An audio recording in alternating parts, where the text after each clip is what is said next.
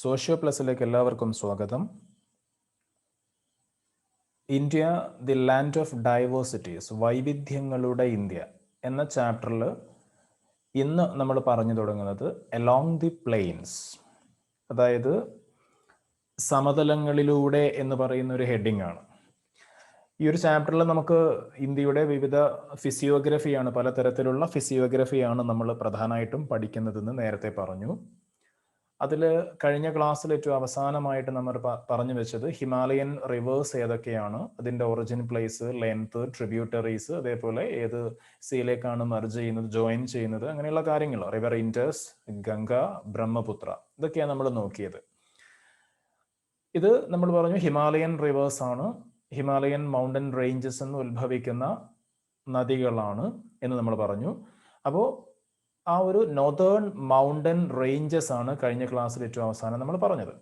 അപ്പോൾ ഇന്ന് നമ്മൾ പറയാൻ പോകുന്നത് മറ്റൊരു ഫിസിയോഗ്രഫിയാണ്, മറ്റൊരു ടോപ്പോഗ്രഫിയാണ്.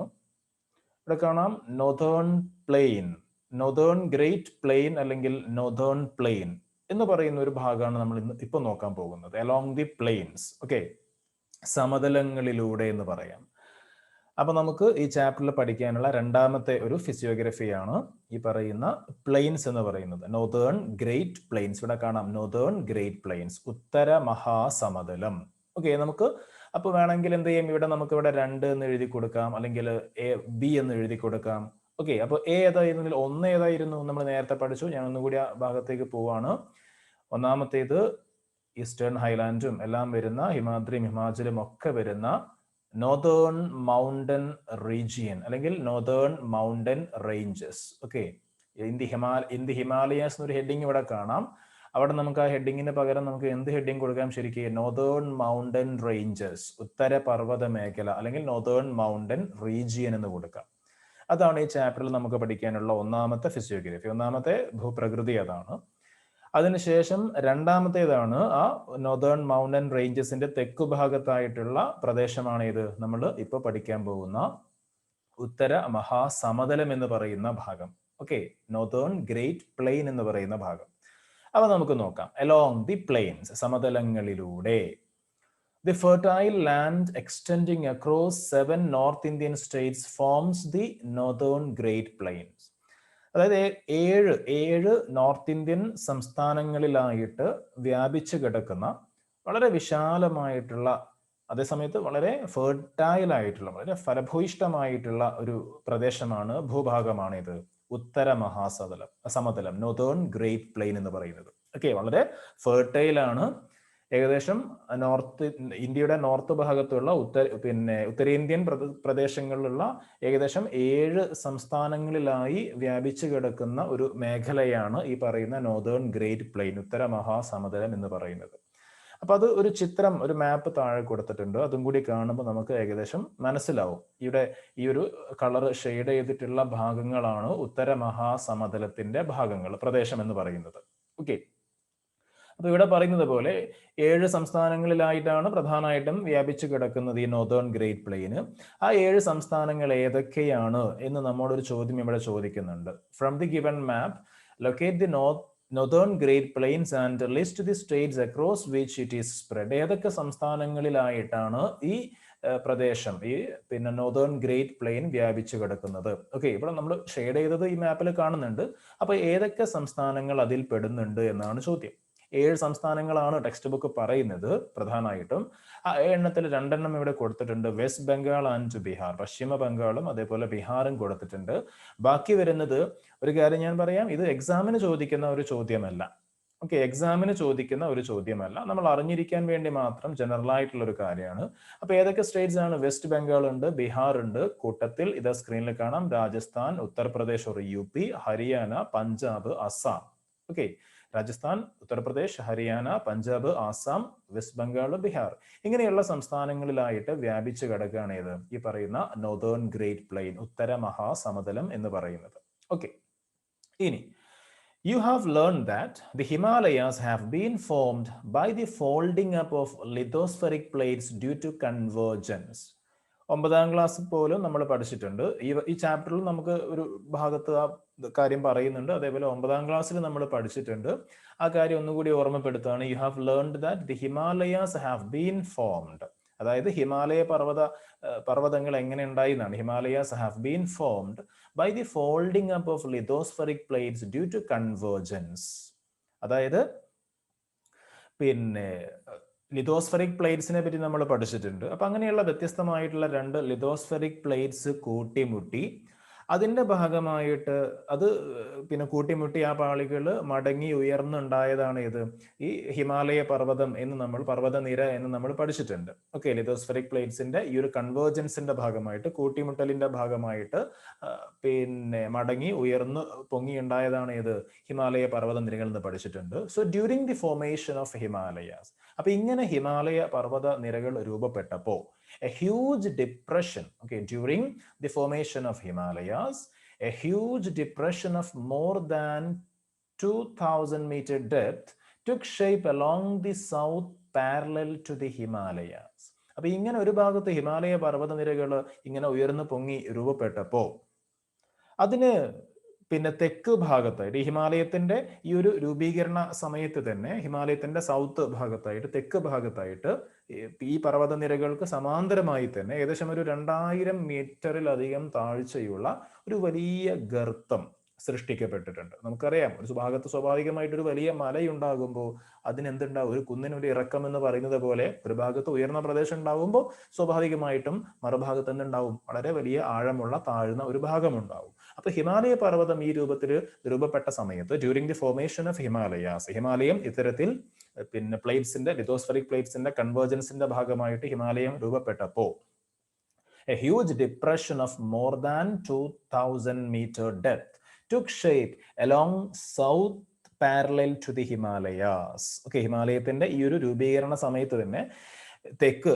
പർവ്വതനിരകൾക്ക് സമാന്തരമായിട്ട് തെക്ക് ഭാഗത്ത് ഈ ഹിമാലയ പർവ്വതനിരകൾക്ക് സമാന്തരമായിട്ട് 2000 മീറ്റർ ഡെപ്തിലുള്ള വലിയ ഡിപ്രഷനാണ് പറയുന്നത്. ഏകദേശം 2000 മീറ്ററിലധികം താഴ്ചയുള്ള വലിയ ഗർത്തം സൃഷ്ടിക്കപ്പെട്ടിട്ടുണ്ട്. This extensive plain took shape as a result of the continuous deposition by the rivers flowing down from the Himalayas for thousands of years. Okay. എന്താ പറയുന്നത്, ഹിമാലയത്തിൽ നിന്ന് ഉത്ഭവിച്ച് ഒഴുകുന്ന നദികളെ പറ്റി കഴിഞ്ഞ ക്ലാസ്സിൽ നമ്മൾ പഠിച്ചു. ഇപ്പോഴും നമ്മളൊന്ന് ജസ്റ്റ് മെൻഷൻ ചെയ്തു. ഏതൊക്കെയാണ് ആ നദികൾ? ഇവിടെ പറയുന്നു ഇൻഡസ്, ഗംഗ, ബ്രഹ്മപുത്ര, പിന്നെ അതിന്റെ ഒരുപാട് ട്രിബ്യൂട്ടറീസും ഉണ്ടാവും. ഇവിടെ പറയുന്ന ട്രിബ്യൂട്ടറീസും ഉണ്ടാവും.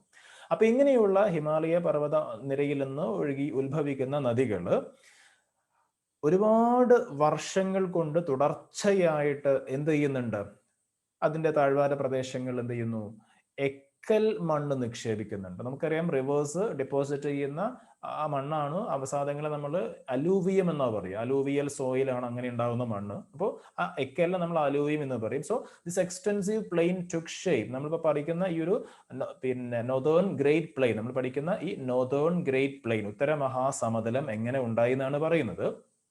അപ്പോൾ ഇവിടെ പറയുന്നു this extensive plain took shape as a result of the continuous deposition by the rivers flowing down from the Himalayas for thousands of years.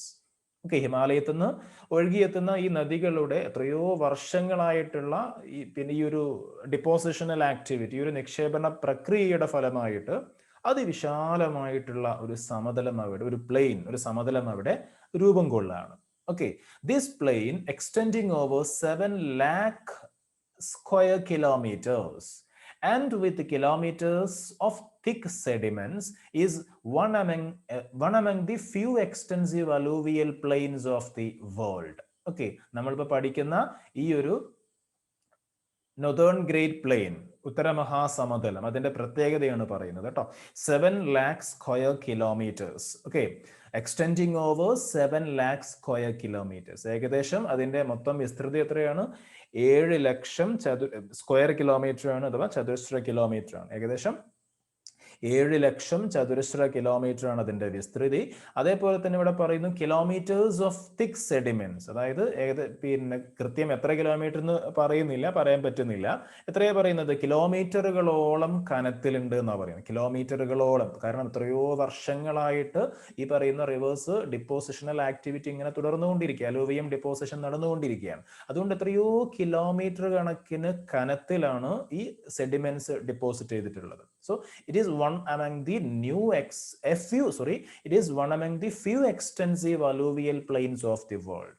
അതായത് ലോകത്തിലെ തന്നെ ഏറ്റവും വിസ്തൃതമായിട്ടുള്ള, ലോകത്തിലെ തന്നെ ഏറ്റവും എക്സ്റ്റൻസീവ് ആയിട്ടുള്ള വിസ്തൃതമായിട്ടുള്ള സമതലങ്ങളിൽ, എക്കൽ സമതലങ്ങളിൽ, അലൂവിയൽ പ്ലെയിൻസിൽ ഒന്നാണ് ഇത് നമ്മളിപ്പോൾ പഠിക്കുന്ന നോർത്തേൺ ഗ്രേറ്റ് പ്ലെയിൻ, ഉത്തര മഹാസമതലം എന്ന് പറയുന്നത്.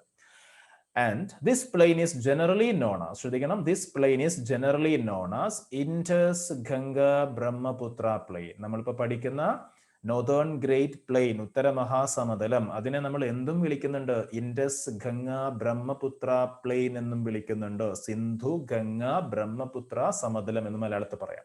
ഇൻഡസ് ഗംഗ ബ്രഹ്മപുത്ര പ്ലെയിൻ അല്ലെങ്കിൽ സിന്ധു ഗംഗ ബ്രഹ്മപുത്ര സമതലം എന്ന് നമ്മൾ അതിനെ വിളിക്കുന്നുണ്ട്. അതിനുള്ള കാരണം എന്താ? നമ്മൾ പറഞ്ഞു, പ്രധാനമായിട്ടും ഈ പറയുന്ന 3 ഹിമാലയൻ റിവേഴ്സും അതിന്റെ ട്രിബ്യൂട്ടറീസും ഒക്കെ നടത്തിയിട്ടുള്ള അലൂവിയം ഡിപ്പോസിഷൻ, അതിന്റെ ഭാഗമായിട്ടാണ് ഈ പ്ലെയിൻ, ഈ സമതലം രൂപം കൊണ്ടത്. ഓക്കെ, അതുകൊണ്ടാണ് ഈ സമതലം രൂപപ്പെടാൻ കാരണമായ ഈ റിവേഴ്സിന്റെ പേരിൽ അത് അറിയപ്പെടുന്നത് ഇൻഡസ് ഗംഗ ബ്രഹ്മപുത്ര പ്ലെയിൻ എന്നും അറിയപ്പെടുന്നുണ്ട്. എന്ത്? നമ്മളിപ്പോൾ പഠിക്കുന്ന നോർത്തേൺ ഗ്രേറ്റ് പ്ലെയിൻ, ഉത്തര മഹാസമതലം. The highly fertile alluvial soil is a characteristic feature of this plain. നമ്മൾ ഓൾറെഡി പറഞ്ഞ കാര്യമാണെങ്കിലും ഒന്നുകൂടി പറയുന്നു. ഈ പ്രദേശത്തിന്റെ, നമ്മൾ പഠിക്കുന്ന ഈ നോർത്തേൺ ഗ്രേറ്റ് പ്ലെയിൻ്റെ അല്ലെങ്കിൽ ഇൻഡസ് ഗംഗ ബ്രഹ്മപുത്ര സമതലത്തിന്റെ പ്രധാന പ്രത്യേകത എന്ന് പറയുന്നത് എന്താ? വളരെ ഫലഭൂയിഷ്ടിയുള്ള എക്കൽ മണ്ണാണ് ഈ സമതലത്തിന്റെ ഏറ്റവും വലിയ സവിശേഷത. അതായത് കൃഷിക്ക് ഏറ്റവും അനുയോജ്യമായിട്ടുള്ള മണ്ണാണ് എന്നർത്ഥം. ഓക്കെ, താഴെ ഒരു ചോദ്യം കാണാം. Where else can alluvial soil be found in India? ഇന്ത്യയിൽ ഇങ്ങനെയുള്ള അലൂവിയൽ സോയിൽ, എക്കൽ മണ്ണ് കാണുന്ന മറ്റ് പ്രദേശങ്ങൾ ഏതൊക്കെയാണ് എന്നാണ് ചോദ്യം. അതൊരു ജനറൽ ആയിട്ടുള്ള ചോദ്യമാണ്. എവിടെയൊക്കെ റിവേഴ്സ് ഉണ്ടോ, ആക്റ്റീവ് ആയിട്ടുള്ള റിവേഴ്സ് എവിടെയൊക്കെ ഉണ്ടോ, അങ്ങനെയുള്ള പ്രദേശങ്ങളിലൊക്കെ പലപ്പോഴും ആ റിവേഴ്സ് എന്ത് ചെയ്യാറുണ്ട്? എക്കൽ ഡിപ്പോസിഷൻ നടത്താറുണ്ട്, അല്ലെങ്കിൽ അലൂവിയം ഡിപ്പോസിഷൻ നടത്താറുണ്ട്. അപ്പൊ അവിടെയൊക്കെ എക്കൽ മണ്ണുകൾ നമുക്ക് കാണാൻ പറ്റും. എങ്കിലും താഴെ നമുക്ക് എന്ത് കാണാം? ഒരു എക്സ്ട്രാ റീഡിംഗ് ബോക്സ് കാണാം. നമ്മളിപ്പോൾ പഠിച്ചിട്ടുള്ള ഈ ഇൻഡസ് ഗംഗ ബ്രഹ്മപുത്ര പ്ലെയിൻ അല്ലെങ്കിൽ നോർത്തേൺ ഗ്രേറ്റ് പ്ലെയിൻ, ഉത്തര മഹാസമതലം, അതുപോലെ പ്രധാനപ്പെട്ട ചില സമതലങ്ങളെ പരിചയപ്പെടുത്തുന്ന ഒരു എക്സ്ട്രാ റീഡിംഗ് ബോക്സ് ആണ്. അതുകൊണ്ട് തന്നെ നമുക്ക് എക്സാമിന് വേണ്ടി പഠിക്കേണ്ടതില്ല, എങ്കിലും വളരെ പെട്ടെന്ന് നമുക്ക് വേണമെങ്കിൽ ഒന്ന് വായിച്ചു നോക്കാം. ദി റിവർ ബോൺ പ്ലെയിൻസ്, അതായത് നദികൾ സൃഷ്ടിക്കുന്ന സമതലങ്ങൾ എന്നാണ് ഉദ്ദേശിക്കുന്നത്. The northern plains are classified based on the sediments deposited by the different rivers. നമ്മളിപ്പോൾ പഠിച്ചുകൊണ്ടിരിക്കുന്ന നോർത്തേൺ ഗ്രേറ്റ് പ്ലെയിൻ, അതായത് ഉത്തര മഹാസമതലം, അതിനെ നമുക്ക് എന്ത് ചെയ്യാം? അതിനെ നമുക്ക് പിന്നെ ഈ താഴെ കൊടുത്തിട്ടുള്ള രൂപത്തിൽ പല ഭാഗങ്ങളാക്കി തിരിക്കാം. ഓക്കെ, എല്ലാ റിവേഴ്സും എല്ലാ ഭാഗത്തുകൂടെയും ഒഴുകുന്നില്ലല്ലോ. നമ്മൾ പഠിച്ചിട്ടുള്ള ഇൻഡസ് ഗംഗ ബ്രഹ്മപുത്ര അതെല്ലാം ഒരേ റൂട്ട് കൂടി ഒഴുകുന്നതല്ല, പലതും പല സ്ഥലത്തു കൂടിയാണ് ഒഴുകുന്നത്. അപ്പൊ നമുക്ക് ആ മൊത്തം പ്ലെയിനെ നമുക്ക് ഈ താഴെ പറയുന്നത് പോലെ പല ഭാഗങ്ങളാക്കി, പല മേഖലകളാക്കി തിരിക്കുകയാണെങ്കിൽ, ഒന്ന് പഞ്ചാബ് ഹരിയാന പ്ലെയിൻ, അതിന്റെ ഒരു ഭാഗം ഏതാണ്? പഞ്ചാബ് ഹരിയാന സമതലാണ്. ആ പിന്നെ സമതലം രൂപപ്പെടാനുള്ള കാരണം പ്രധാനമായിട്ടും river Indus and its tributaries, Sindhu നദിയും അതിന്റെ പോഷക നദികളും. നമ്മൾ വളരെ പെട്ടെന്ന് ഓടിച്ചു പോവാണ്, കാരണം ഇത് എക്സാമിന് പഠിക്കാനുള്ളതല്ല. പിന്നെ ഒന്ന് മരുസ്ഥലി ഭാഗർ പ്ലെയിൻ ഓഫ് രാജസ്ഥാനിലെ മരുസ്ഥലി ഭാഗർ സമതലങ്ങൾ ഏത് റിവറിന്റെ പിന്നെ ഡിപ്പോസിഷൻ കാരണം ഉണ്ടായതാണ്? ലൂണി ആൻഡ് സരസ്വതി റിവേഴ്സ്, ലൂണി സരസ്വതി നദികൾ. അതുപോലെ ഗംഗാ സമതലം, Ganga plain, river Ganga and its tributaries, ആ പേര് തന്നെയുണ്ട്. ഗംഗാ നദിയും അതിന്റെ ട്രിബ്യൂട്ടറീസുമാണ് ഗംഗാ പ്ലെയിൻ രൂപപ്പെടുത്തിയത്. ബ്രഹ്മപുത്ര പ്ലെയിൻ ഓഫ് ആസാമിലെ ബ്രഹ്മപുത്ര സമതലം രൂപപ്പെട്ടത് സ്വാഭാവികമായിട്ടും ആ പേര് പറയുന്നത് പോലെ തന്നെ river Brahmaputra and its tributaries, Brahmaputra നദിയും അതിന്റെ പോഷക നദികളുമാണ് ബ്രഹ്മപുത്ര പ്ലെയിൻ, ആസാമിലെ ബ്രഹ്മപുത്ര സമതലം രൂപീകരിച്ചത്. ഓക്കെ, അപ്പോൾ ചില പ്ലെയിൻസ് നമ്മൾ നോക്കി, പ്രത്യേകമായിട്ട് നോക്കി. ഇവിടെയുള്ള താഴെയുള്ള ഈ ഒരു ക്വസ്റ്റ്യൻ കുട്ടികളെല്ലാവരും നിർബന്ധമായിട്ടും ചെയ്യേണ്ട കാര്യമാണ്. Mark the location of the northern planes in the outline map of India. ഇന്ത്യയുടെ ഔട്ട്ലൈൻ മാപ്പിൽ എന്ത് ചെയ്യുക? ഈ ടെക്സ്റ്റ് ബുക്ക് തന്നെ കൊടുത്തിട്ടുണ്ട്. ഇതാ ഇവിടെ അടയാളപ്പെടുത്തിയിട്ടുള്ളത് പോലെ നോർത്തേൺ ഗ്രേറ്റ് പ്ലെയിൻ്റെ ഭാഗങ്ങൾ ഒരു ഇന്ത്യയുടെ ഔട്ട്ലൈൻ മാപ്പിൽ കുട്ടികൾ ചെയ്യാം. ഓക്കെ, നേരത്തെ പറഞ്ഞ കാര്യമാണ്, ആദ്യത്തെ ക്ലാസ്സിൽ തന്നെ പറഞ്ഞ കാര്യമാണ്. ഇങ്ങനെ നമ്മൾ ഓരോ ടോപ്പോഗ്രഫിയിൽ ഓരോ ഫിസിയോഗ്രഫി നമ്മൾ ഇങ്ങനെ പഠിക്കുമ്പോൾ ആ ഭാഗം കംപ്ലീറ്റ് ചെയ്ത ശേഷം നമ്മൾ ഒരു ഔട്ട്ലൈൻ മാപ്പിൽ ആ പഠിച്ചിട്ടുള്ള ഫീച്ചർ എന്താണോ അത് നമ്മൾ മാർക്ക് ചെയ്യണം. റിവേഴ്സിനെ പറ്റി പഠിച്ചു കഴിഞ്ഞാൽ ആ റിവേഴ്സ്, പ്രധാനപ്പെട്ട റിവേഴ്സ് മാർക്ക് ചെയ്യുന്ന കാര്യങ്ങളൊക്കെ കഴിഞ്ഞ ക്ലാസ്സിൽ നമ്മൾ പറഞ്ഞതാണ്, കഴിഞ്ഞ വീഡിയോയിൽ ചെയ്തതാണ്. അപ്പോൾ അതിനനുസരിച്ച് എന്ത് ചെയ്യണം? നമ്മൾ ഒരു ഇന്ത്യയുടെ ഔട്ട്ലൈൻ മാപ്പ് എടുത്തിട്ട് ആ റിവേഴ്സ് എവിടെയാണ് വരുന്നത് നമ്മൾ മാർക്ക് ചെയ്ത് അങ്ങനെ ഓരോരോ പേജുകളായിട്ട് ഓരോ മാപ്പിൽ ഓരോരോ ആക്ടിവിറ്റി ആയിട്ട് നമ്മളത് മുന്നോട്ട് ചെയ്ത് പോവന്നെ വേണം. എങ്കിലേ മാപ്പിന്റെ 4 മാർക്ക് നമുക്ക് ഈസി ആയിട്ട് സ്കോർ ചെയ്യാൻ പറ്റുള്ളൂ. ഓക്കെ, ദെൻ അടുത്ത ഹെഡിങ് കാണാം, the granary of India. The granary of India അതിന്റെ അർത്ഥം എന്താ? ഇന്ത്യയുടെ ധാന്യപ്പുര എന്നാണ്. ഇന്ത്യയുടെ ധാന്യപ്പുര ഏതിനെ പറ്റിയാ പറയുന്നത്? നമ്മളിപ്പോൾ പഠിക്കുന്ന ഫിസിയോഗ്രഫി ഏതാണോ അതിനെ പറ്റി, അതായത് നോർത്തേൺ ഗ്രേറ്റ് പ്ലെയിൻ, ഉത്തര മഹാസമതലം. Okay, Indus, Ganga, Brahmaputra plain എന്നും അറിയപ്പെടുന്നുണ്ട് എന്നൊക്കെ നമ്മൾ പറഞ്ഞു. ആ ഉത്തര മഹാസമതലം, നോർത്തേൺ ഗ്രേറ്റ് പ്ലെയിനെ പറ്റിയാണ് നമ്മൾ പറയുന്നത്. അതിന്റെ ഒരു സവിശേഷത അല്ലെങ്കിൽ അതിന്റെ ഒരു വെളിപ്പേരാണെന്ത്? ആ ഒരു പ്രദേശത്തിന്റെ, ആ ഒരു മേഖലയുടെ വെളിപ്പേരാണ് ദി ഗ്രാനറി ഓഫ് ഇന്ത്യ. അത് അറിയപ്പെടുന്നത് ഇങ്ങനെയാണ്, ഇന്ത്യയുടെ ധാന്യപ്പുര എന്ന്. അതിനുള്ള കാരണം എന്താ? നമ്മൾ പറഞ്ഞു ഹൈലി ഫെർട്ടൈൽ ആണ് ആ ഒരു ഭാഗം എന്ന് നമ്മൾ പറഞ്ഞു നേരത്തെ, അല്ലെ? ഹൈലി ഫെർട്ടൈൽ ആണ്, വളരെ വളക്കൂറുള്ള ഫലഭൂയിഷ്ടമായിട്ടുള്ള എക്കൽ മണ്ണാണ് അവിടെയുള്ളത്. അതായത് കൃഷിക്ക് ഏറ്റവും അനുയോജ്യമായ മണ്ണാണ് എന്നർത്ഥം. അതുകൊണ്ട് തന്നെ ഇന്ത്യയിൽ ഏറ്റവും കൂടുതൽ കൃഷി നടക്കുന്ന ഒരു മേഖല കൂടിയാണ് അത്. ആയതിനാൽ അത് ഏത് പേരിൽ അറിയപ്പെടുന്നു? ദി ഗ്രാനറി ഓഫ് ഇന്ത്യ, ഇന്ത്യയുടെ ധാന്യപ്പുര, ഗ്രാനറി എന്നറിയപ്പെടുന്നു. അപ്പൊ അങ്ങനെയുള്ള കുറച്ച് കാര്യം കൂടി നമുക്കിവിടെ പറയാനുണ്ട്. അതും കൂടി പറഞ്ഞിട്ട് നമുക്ക് ഇന്നത്തെ ക്ലാസ് കൺക്ലൂഡ് ചെയ്യാം. അടുത്ത ക്ലാസ്സിൽ മറ്റൊരു ഫിസിയോഗ്രഫി, മറ്റൊരു ടോപ്പോഗ്രഫിക്കൽ ഏരിയ നമുക്ക് പഠിക്കാനുണ്ട്. മറ്റൊരു പ്രദേശത്തെ പറ്റി, മറ്റൊരു മേഖലയെ പറ്റി നമുക്ക് പഠിക്കാനുണ്ട്. അപ്പോൾ അത് അടുത്ത ക്ലാസ്സിലേക്ക് മാറ്റി വെക്കാം. അപ്പൊ ഇന്ന് നമ്മൾ ഇതും കൂടി പറഞ്ഞിട്ട് നിർത്താം. The granary of India. Okay, ഇന്ത്യയുടെ ധാന്യപ്പുര. A variety of crops such as wheat, maize, rice, sugarcane, cotton, pulses, etc. are cultivated here. ഇങ്ങനെ ഒരുപാട് സാധനങ്ങൾ എവിടെ കൃഷി ചെയ്യുന്നുണ്ട്? ഉത്തര മഹാസമതലത്തില്, നോർത്തേൺ ഗ്രേറ്റ് പ്ലെയിനിൽ കൃഷി ചെയ്യുന്നുണ്ട്. ഇതിൽ അർത്ഥം അറിയാത്തൊന്നും ഉണ്ടാവില്ല. ഓക്കെ, ഗോതമ്പ്, അതേപോലെ ചോളം, അതേപോലെ തന്നെ നെല്ല്, കരിമ്പ്, പരുത്തി, പയറുവർഗ്ഗങ്ങൾ, ഇങ്ങനെ പല സാധനങ്ങൾ എന്ത് ചെയ്യുന്നുണ്ട്? ഇവിടെ കൃഷി ചെയ്യുന്നുണ്ട്. And this region is known as the granary of India. ഏത് റീജിയനാ പറയുന്നത്? ഒന്നുകൂടി പറയുന്നു, നോർത്തേൺ ഗ്രേറ്റ് പ്ലെയിൻ, ഉത്തര മഹാസമതലം ഏത് പേരിൽ അറിയപ്പെടുന്നു? Is known as the granary of India, ഇന്ത്യയുടെ ധാന്യപ്പുര എന്നറിയപ്പെടുന്നു. The northern great plain is one of the most densely populated regions in the world. ലോകത്തിൽ തന്നെ ഏറ്റവും കൂടുതൽ ജനങ്ങൾ താമസിക്കുന്ന ജനനിബിഡമായിട്ടുള്ള പ്രദേശങ്ങളിൽ ഒന്നാണ് ഇത്, ഉത്തര മഹാസമതലം, നോർത്തേൺ ഗ്രേറ്റ് പ്ലെയിൻ. ആ നോർത്തേൺ ഗ്രേറ്റ് പ്ലെയിൻ ആണ് ഇന്ത്യയുടെ ഗ്രാനറി എന്നറിയപ്പെടുന്നത്. അപ്പൊ എന്തുകൊണ്ടായിരിക്കും ഇത്രയും കൂടുതൽ ജനങ്ങൾ അവിടെ താമസിക്കുന്നത്? അത് നമുക്ക് ഇതുമായിട്ട് കൂട്ടി വായിക്കുമ്പോൾ തന്നെ മനസ്സിലാവുന്ന കാര്യമാണ്. കൃഷിക്ക് ഏറ്റവും അനുയോജ്യമായ മണ്ണാണ്. അതുകൊണ്ട് തന്നെ വൻതോതിൽ കൃഷി സാധ്യമാവുന്ന പ്രദേശമായതുകൊണ്ട് ജനങ്ങൾ അവിടെ കൂട്ടത്തോട് ഒരുപാട് പേർ അവിടെ താമസിക്കുന്നു. അങ്ങനെ അവിടുത്തെ ജനസംഖ്യ കൂടുന്നു. നമുക്കറിയാം ഇന്ത്യയിൽ ഏറ്റവും കൂടുതൽ 2011 സെൻസസ് പ്രകാരം ഇന്ത്യയിൽ ഏറ്റവും കൂടുതൽ ജനങ്ങളുള്ള സംസ്ഥാനം ഉത്തർപ്രദേശാണ്. ആ ഉത്തർപ്രദേശ് എല്ലാം ഏതിന്റെ ഭാഗമാണ്? ഈ പറയുന്ന നോർത്തേൺ ഗ്രേറ്റ് പ്ലെയിന്റെ ഭാഗമാണ്. നമ്മൾ നേരത്തെ പറഞ്ഞ കാര്യം, ഉത്തർപ്രദേശൊക്കെ അതിന്റെ ഭാഗമാണ്. ഓക്കെ, അപ്പൊ ഉത്തർപ്രദേശിലെ ജനസംഖ്യ കൂടാനുള്ള കാരണം ഇത് തന്നെയാണ്. കാരണം താമസിക്കാൻ അനുകൂലമായിട്ടുള്ള, കൃഷിക്ക് അനുയോജ്യമായിട്ടുള്ള മണ്ണാണ് അവിടെ ഉള്ളത്. അങ്ങനെയുള്ള പ്രദേശങ്ങളിൽ കൂടുതൽ ആളുകൾ താമസിക്കും, കൃഷി ചെയ്യും, ജനസംഖ്യ കൂടും. Okay, so northern great plain is also called as granary of India, and this place is one of the most densely populated regions in the world. ലോകത്തിലെ തന്നെ ഏറ്റവും ജനനിബിഡമായിട്ടുള്ള പ്രദേശങ്ങളിലൊന്നാണ് ഈ ഉത്തര മഹാസമതലം.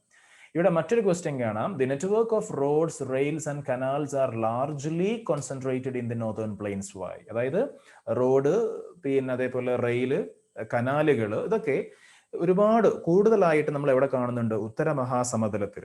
ഓക്കെ, ഇന്ത്യയിൽ മൊത്തത്തിലുള്ള റോഡുകളും അതേപോലെ റെയിൽവേ ഒക്കെ നമ്മൾ നോക്കുകയാണെങ്കിൽ ഇത് ഏറ്റവും കൂടുതൽ കാണപ്പെടുന്നത് ഈ നോർത്തേൺ പ്ലെയിൻസിലാണ്, ഉത്തര മഹാസമതലത്തിലാണ്. അത് എന്തുകൊണ്ടായിരിക്കും എന്നാണ് ചോദ്യം.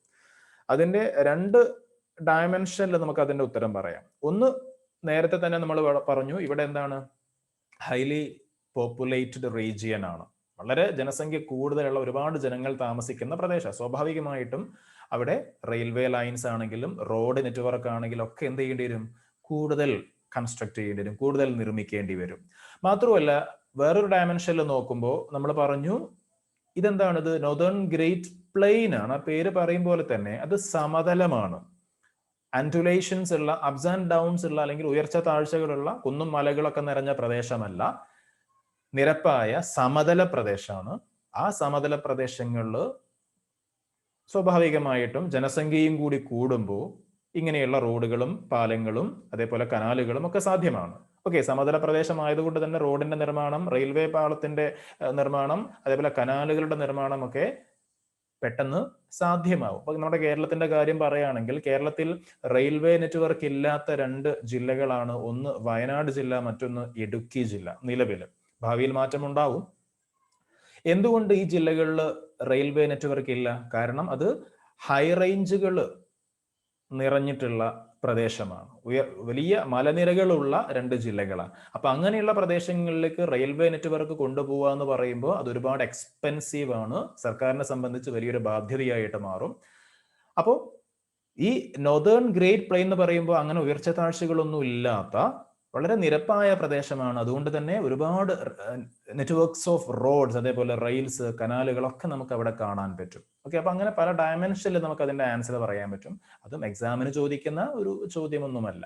Okay, rainfall is scarce along the western parts of the northern plains. ശ്രദ്ധിക്കണം, നമ്മളിപ്പോൾ പഠിക്കുന്ന നോർത്തേൺ ഗ്രേറ്റ് പ്ലെയിൻസിന്റെ, ഉത്തരമഹാസമതലത്തിന്റെ പടിഞ്ഞാറൻ ഭാഗത്ത് എന്താ പറയുന്നത്? പശ്ചിമ ഭാഗത്ത്, പടിഞ്ഞാറൻ ഭാഗത്ത് മഴ തീരെ കുറവാണെന്നാണ് പറയുന്നത്. Rainfall is scarce along the western parts of the northern plains. Okay, ഇതിന്റെ പടിഞ്ഞാറൻ ഭാഗത്ത് നമ്മൾ പഠിക്കുന്ന നോർത്തേൺ പ്ലെയിൻസിന്റെ വെസ്റ്റേൺ പാർട്സിൽ റെയിൻഫോൾ വളരെ കുറവാണ്.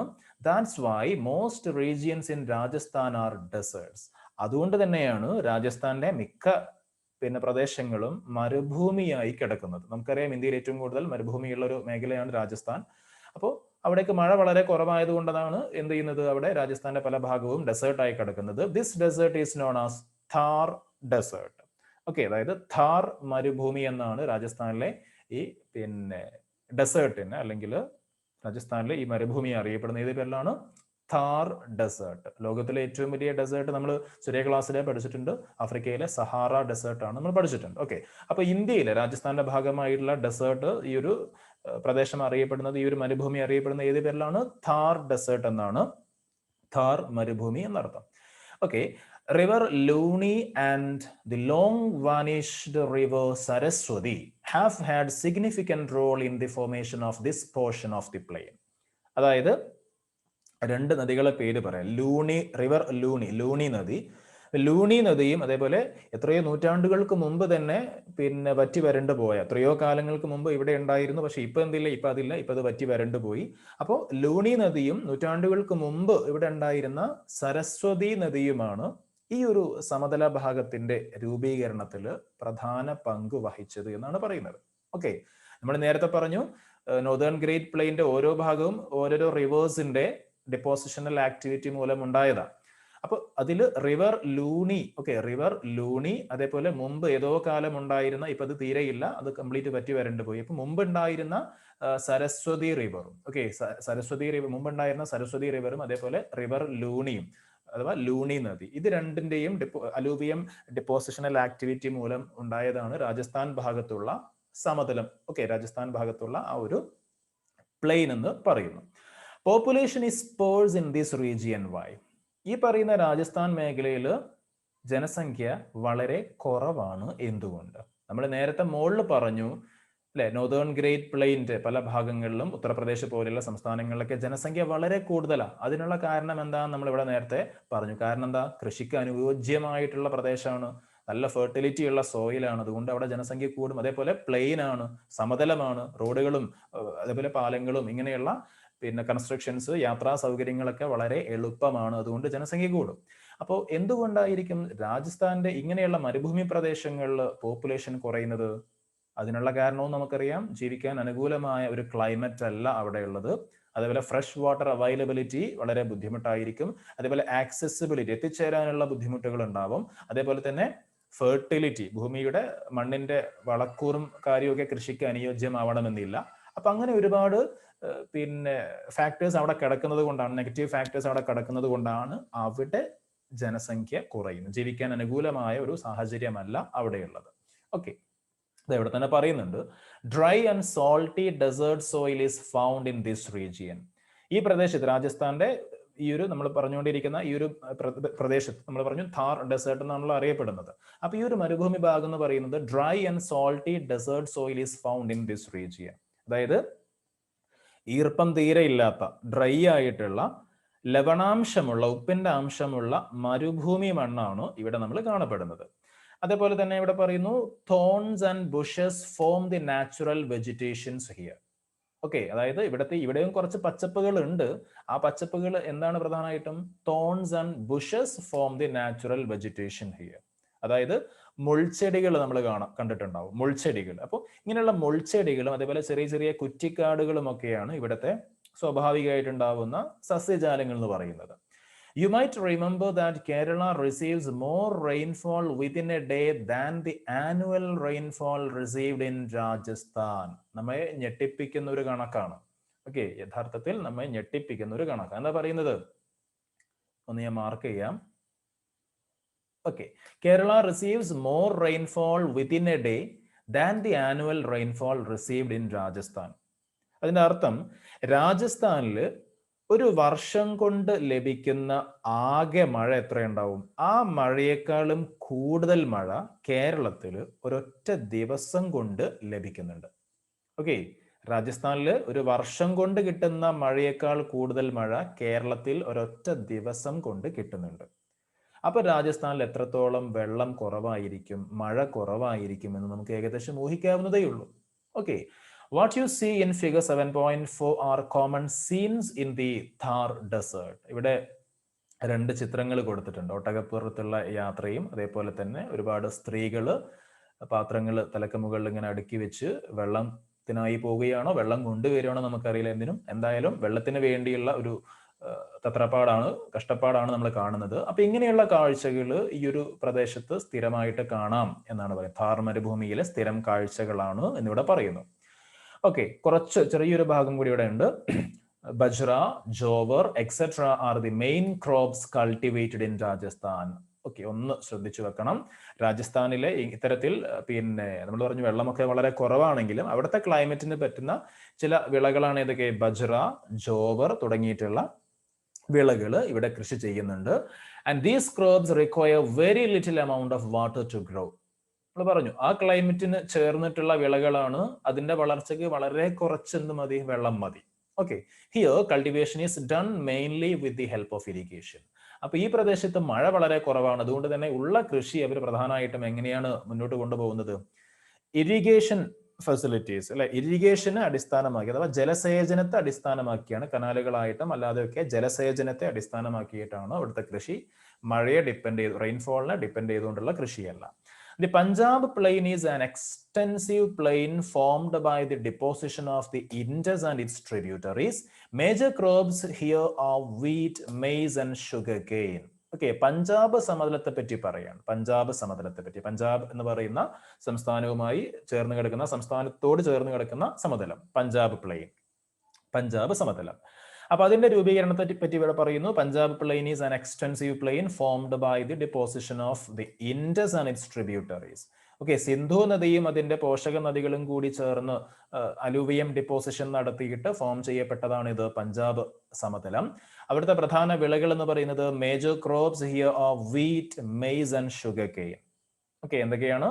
ഗോതമ്പ്, ചോളം, അതേപോലെ കരിമ്പ്, ഇതൊക്കെയാണ് അവിടുത്തെ പ്രധാനപ്പെട്ട വിളകൾ എന്ന് പറയുന്നത്. ഓക്കെ, അപ്പൊ ഇത്രയും കാര്യങ്ങളാണ്. ഒരു സെമിനാർ പേപ്പർ കണ്ടക്ട് ചെയ്യാനുള്ള കാര്യമൊക്കെ പറയുന്നു. ഇതൊക്കെ സ്കൂളിൽ ചെയ്യേണ്ട കാര്യങ്ങളാണ്. നമുക്ക് തൽക്കാലം ആ ഒരു ഭാഗം സ്കിപ്പ് ചെയ്യാം. ഓക്കെ, അപ്പൊ ഇത്രയും കാര്യങ്ങളാണ് നമ്മൾ ഇന്ന് നോക്കുന്നത്. അപ്പോൾ ഇന്ന് നമ്മൾ നോക്കിയ ഭാഗം എന്താണെന്ന് ചോദിച്ചാൽ ഒന്നുകൂടി പെട്ടെന്ന് ഓടിച്ചു പോവുകയാണെങ്കിൽ നമ്മൾ പറഞ്ഞത് ഈ ചാപ്റ്ററിലെ രണ്ടാമത്തെ ഒരു ഫിസിയോഗ്രഫിയാണ് ഭൂപ്രകൃതി. രണ്ടാമത്തെ ഒരു ഭൂപ്രകൃതിയാണ് നമ്മൾ പഠിച്ചത്, അഥവാ ഹിമാലയ പർവ്വത മേഖലകളൊക്കെ പഠിച്ചു. അതിന് തെക്ക് ഭാഗത്തുള്ള നോർത്തേൺ ഗ്രേറ്റ് പ്ലെയിൻസ്, ഉത്തര മഹാസമതലം എന്ന് പറയുന്ന ഭാഗമാണ് നമ്മൾ നോക്കിയത്. ആ ഉത്തര മഹാസമതലം ഏതൊക്കെ സംസ്ഥാനങ്ങളിലായിട്ട് വ്യാപിച്ചു കിടക്കുന്നു എന്ന് നമ്മൾ ഇവിടെ പറഞ്ഞു. 7 സംസ്ഥാനങ്ങളാണ് പ്രധാനമായിട്ടും. ആ 7 സംസ്ഥാനങ്ങളെ നമ്മൾ പരിചയപ്പെട്ടു. പിന്നീട് അതെങ്ങനെയാണ് രൂപപ്പെട്ടത്, അതിന്റെ പ്രത്യേകതകൾ, ഏതൊക്കെ റിവേഴ്സ് ആണ് ഈ ഒരു സമതലം ഉണ്ടാവാൻ കാരണമായതൊക്കെ നമ്മൾ നോക്കി. പിന്നെ എക്സ്ട്രാ റീഡിങ്ങിന്റെ ബോക്സുകളും ഈ ഒരു വിശാലമായ സമതലത്തെ 4 ഭാഗങ്ങളാക്കി തിരിച്ച് ഓരോ ഭാഗത്തിന്റെയും രൂപീകരണം ഏത് റിവേഴ്സിന്റെ പ്രവർത്തനം കൊണ്ടാണെന്നൊക്കെ നമ്മൾ നോക്കി. അത് എക്സാമിന് പഠിക്കാനുള്ളതല്ലെങ്കിലും നമ്മൾ അതും മെൻഷൻ ചെയ്തു. പിന്നീട് ഗ്രാനറി ഓഫ് ഇന്ത്യ, ഈ നോർത്തേൺ ഗ്രേറ്റ് പ്ലെയിൻ ഇന്ത്യയുടെ ധാന്യപ്പുര എന്നും അറിയപ്പെടുന്നുണ്ട് എന്ന ഭാഗം നമ്മൾ പറഞ്ഞു. അതിനുള്ള കാരണം ഏറ്റവും കൂടുതൽ കൃഷി എവിടെ നടക്കുന്നു, കാരണം ഹൈലി ഫെർട്ടൈൽ സോയിലാണ് അവിടെ ഉള്ളതൊക്കെ നമ്മൾ പറഞ്ഞു.